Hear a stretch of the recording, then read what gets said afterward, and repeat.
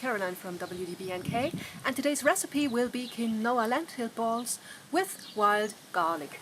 Wild garlic, you can find it in shadowy places. It's good for blood pressure, but make sure not to confuse it with the lily of the valley.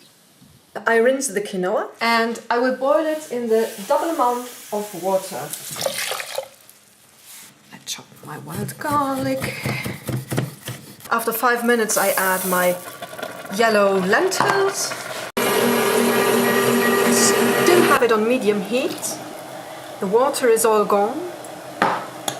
I add a bit of water and I add also oat flakes, yeast, salt, pepper, and I will leave it for about 5 minutes. I have put the mixture in the blender and I will add some hemp seeds and some pepper.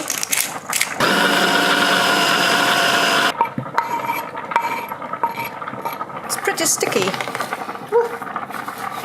When it's too sticky, take a little bit of water on your hands, not too much because of the hot oil, of course.